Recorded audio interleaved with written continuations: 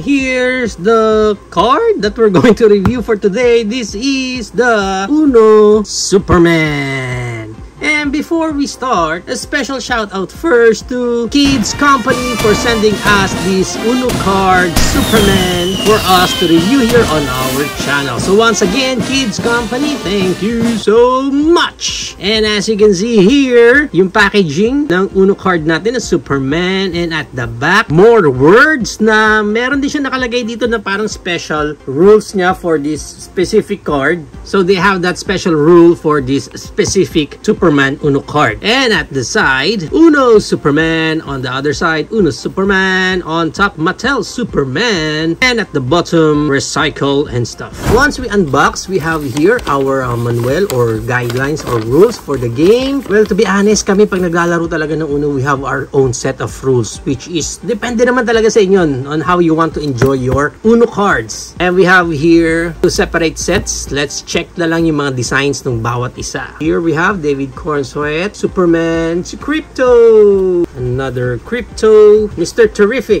another Mr. Terrific, Guy Gardner, Green Lantern, Hawkgirl, Superbots, and Hammer of Barivia, the Engineer, Metamorphose Baby, Reverse Card, Daddy Metamorpho, Plus 2 Kaiju, Loose Turn, LexCorp Soldier, and we have here the Yeti na hindi natin nakita sa movie, but this is supposed to be a Yeti monster na nasa Fortress of Solitude. And sa color blue, same lang. Another Crypto, Mr. Terrific, Green Lantern, Hawkgirl, Super Robot, and Hammer of Barivia, Engineer, Metamorphose Baby, Daddy Metamorpho, Kaiju Baby, and the adult version, LexCorp Soldier. And we have here the Yeti. We have here Reporter Lois Lane as wild card, Lex Luthor plus 4. Talagang may inis ka pag nilapagan ka nito. And Superman and Crypto. Let's open naman itong another set natin. Yellow Superman, Crypto, Terrific, Guy Gardner, Hawkgirl, Super Robot, Hammer of Oblivion, Engineer, Baby, Daddy, Kaiju, LexCorp Soldier, Yeti, Green, Uno, Crypto, Mr. Terrific, Guy Gardner, Hawkgirl, Super Robot, Hammer of Oblivion, Morpho, Kaiju, LexCorp Soldier, Yeti, Wildcard, si Lois Lane, Lex Luthor, and Wildcard Superman. Yan. So, yan na lahat yung mga cards natin. Yan yung complete set ng design nila. Now, on this specific Uno card ng Superman, we have a special rules when it comes to this specific card. Although we already have our wild card, this specific card is also considered as a wild card.